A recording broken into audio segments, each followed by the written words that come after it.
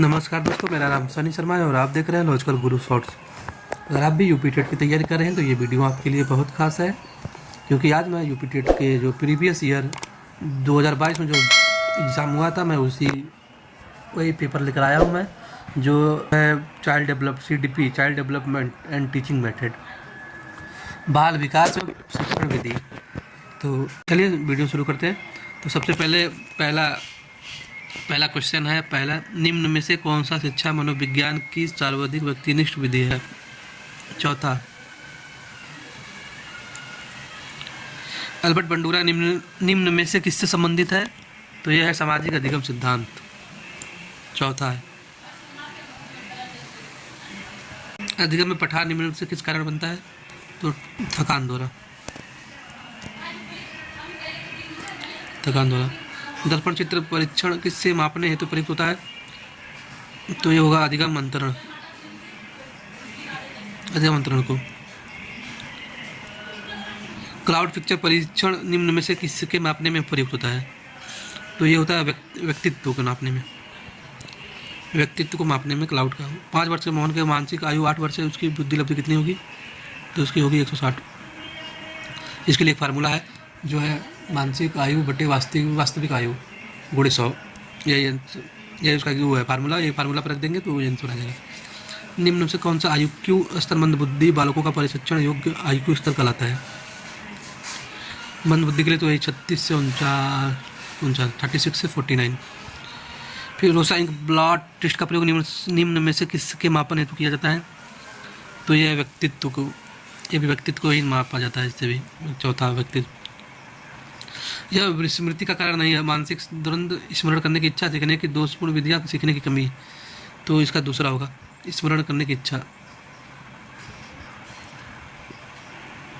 यह विज्ञान जो संख्यात्मक पदार्थ को एकत्र करने, विभाजित करने, प्रस्तुत करने, तुलना करने और व्याख्या करने की विधि से संबंधित वह कहलाता है सांख्यिकी।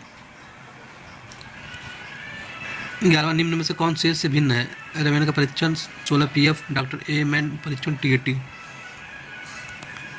पहला हुआ है रेवेन का परीक्षण। 7, 8, 9, 10, 11, 12 का मध्यांक कौन सा है? इसमें मध्य का अंक कौन सा इसमें है? तो तीसरा होगा।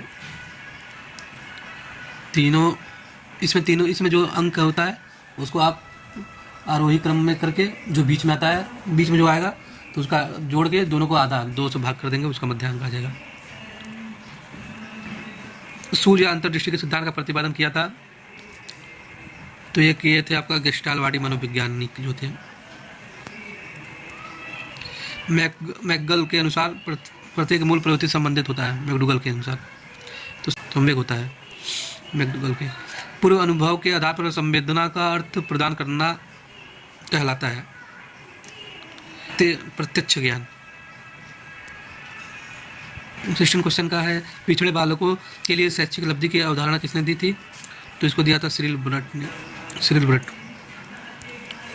निम्न से कौन सा एक उत्तम परीक्षण की विशेषताओं से भिन्न है?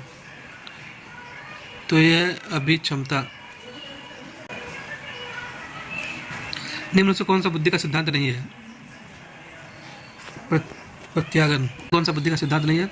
तो प्रत्यागन का सिद्धांत नहीं होता ये। निम्नलिखित में कौन सा अंतःस्रावी ग्रंथि नहीं है? लार ग्रंथि जो होता है, लार ग्रंथि। पियाजे के अनुसार संज्ञानात्मक विकास की द्वितीय अवस्था है, तो द्वितीय अवस्था पूर्व संक्रियात्मक होता है। पहला जो होता है संवेदनात्मक अवस्था होता है, दूसरा पूर्व संक्रियात्मक अवस्था, तीसरा मूर्त संक्रिया अवस्था, चौथा औपचारिक संक्रिया अवस्था। यही होता है पियाजे का। मूल प्रवृत्ति की एक प्रमुख विशेषताएं हैं जो पाई जाती हैं सभी प्राणियों में तथा जन्मजात व प्राकृतिक होती है। मूल प्रवृत्ति यही होती है सभी प्राणियों में तथा जन्मजात होती है। भारतीय संविधान में 6 से 14 वर्ष के बच्चों के लिए निःशुल्क व अनिवार्य शिक्षा का अधिकार निम्न में शामिल है। अनुच्छेद 21A में, अनुच्छेद 21A में क्रिस्मन ने व्यक्ति को निम्न में से किस प्रमुख प्रकारों में वर्गीकृत किया है? तो गोलाकार है, सुडोल है, लंब का है, तीनों इनमें सभी। TET का उद्देश्य निम्न में किसका मापन है? तो यह अभिक्षमता का। टीएटी के उद्देश्य का निम्न में किसका मापन है? दम क्षमता का। संग्रहण का सिद्धांत निम्न में से किसकी व्याख्या करता है? तो ये होता है स्मृति की व्याख्या करता है। निम्न में से शारीरिक विकास को प्रभावित करने वाला कारक क्या है? इनमें से सभी है। खेल तथा व्यायाम, वातावरण, इनमें से सभी, वसापूर्ण, इनमें सभी। बुद्धिलब्धि की गणना का सही सूत्र निम्नलिखित में से कौन सा है? चौथा, मानसिक आयु बट्टे वास्तविक आयु गुणे 100। विचारात्मक चिंतन की चर्चा निम्न में से किसने की है? जो है डीवी ने किया है। चौथा डीवी। आगमनात्मक तर्क के स्तरों में कौन शामिल नहीं है? तो ये कल्पना शामिल नहीं है इसमें। सीखी गई बात को धारण और पुनः स्मरण करने में असफल होना। धारणा है, स्मरण है, चिंतन है, विस्मरण है। तो सीखी गई बात को धारण और पुनः स्मरण करने में असफल, लिए विस्मरण। वीडियो अच्छा लगा तो वीडियो को लाइक कीजिए, शेयर कीजिए और चैनल को सब्सक्राइब कर लीजिए। मिलते हैं अगले वीडियो में। Thank you.